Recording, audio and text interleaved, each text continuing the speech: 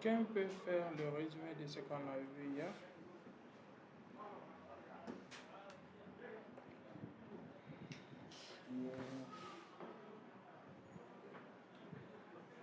On avait installé WordPress.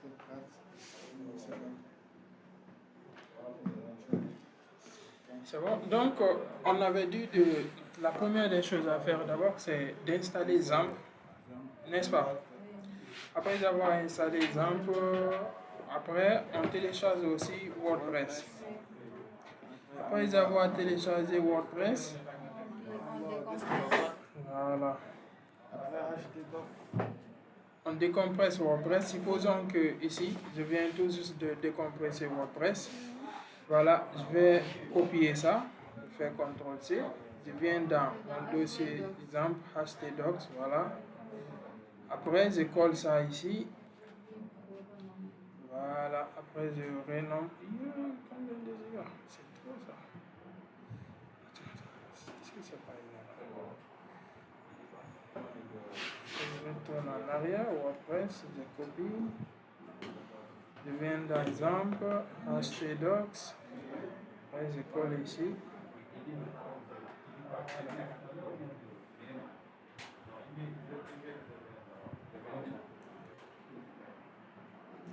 Et après, je vais renommer ça.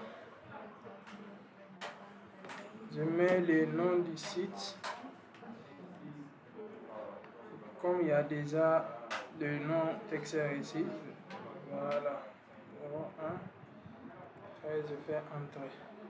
Maintenant, je veux accéder à ce site. Pour l'instant, il est juste dans htdocs, mais je ne pourrais pas y accéder. Pourquoi?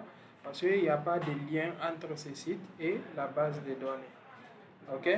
Voilà. Donc, la première des choses à faire après avoir fait tout ça, je pars d'abord pour créer une base de données. Pour accéder à mon tableau de bord de la base de données, je tape local. Voilà, localhost. Je peux même faire entrer directement, il va venir dans le tableau de bord. Après, je clique sur phpMyAdmin. Voilà. Maintenant, une fois dans phpMyAdmin, je peux mettre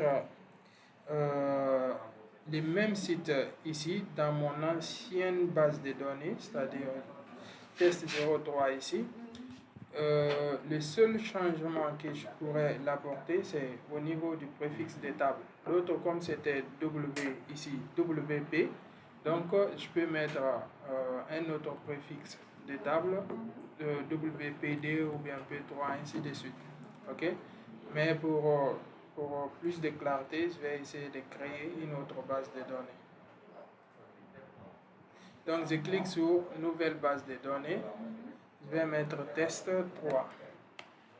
Test 03. Après, caractère d'encodage, je prends ITF8 MB4 Général CI. Et je clique sur créer. Ah, il y a test 03 déjà. Je mets test 04. Voilà. J'actualise. Je mets test 04. Test 04. Après, voilà, caractère d'encodage, puis créer.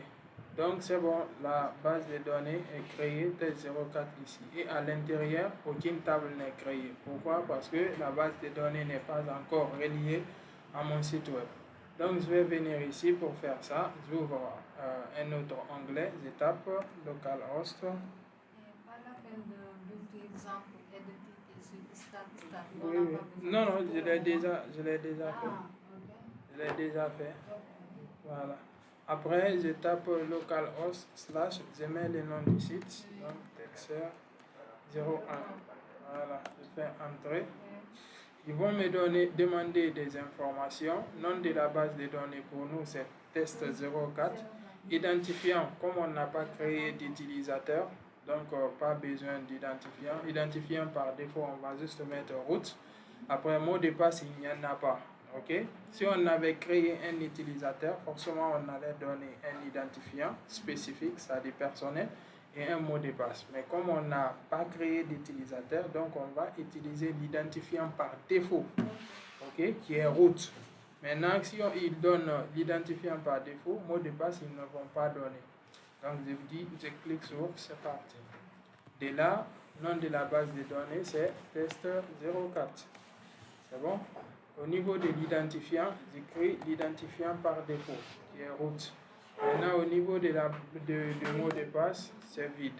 Maintenant, comme on travaille sur la machine en local, adresse de la base de données, ça va être localhost. Si le site se trouvait sur un site web, sur un serveur web, on allait mettre l'adresse de ce serveur ici.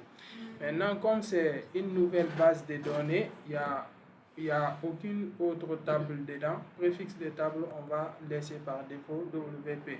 Après, je fais envoyer. Après, je lance l'installation. Une fois que je lance l'installation, au niveau du titre du site, voilà, je vais mettre encore le même nom.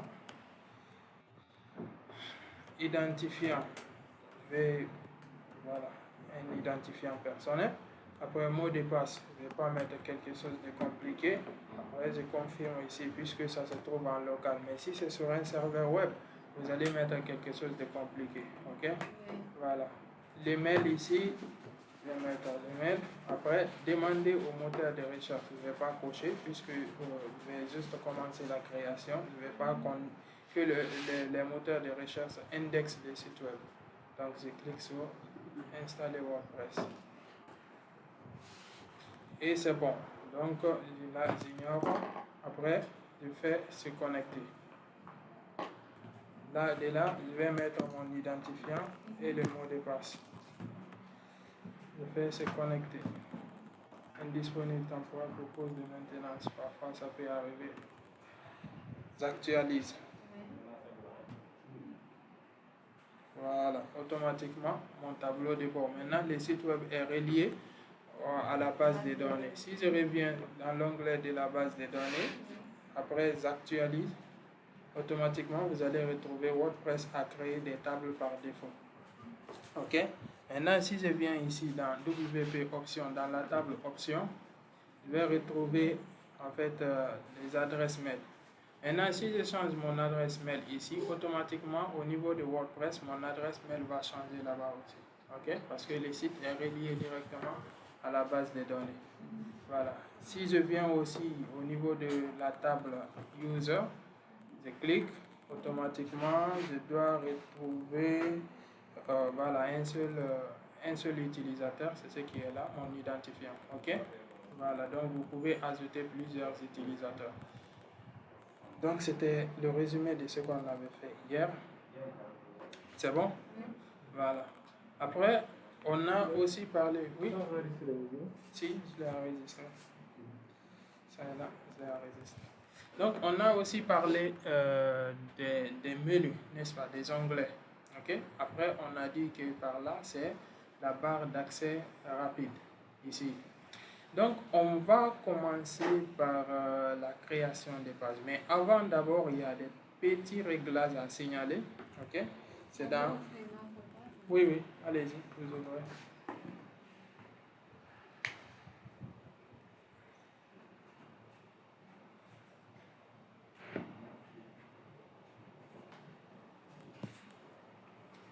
L'ancien, vous ouvrez ce qu'on avait créé hier. Ça se trouve le site. Tu me demandes? Qu'est-ce que c'est? Mais c'est ta machine. Tu vas pas aller dans un disque de CD. On vient d'expliquer tout de suite. La première des choses, tu allumes d'abord les serveurs. XAMPP. Ok? Tu allumes d'abord les serveurs XAMPP, tu mets tout sur Start. Après ça, maintenant, tu pars dans le navigateur. Il ne faut jamais oublier ça, sinon tu ne vas pas pouvoir accéder à ton site.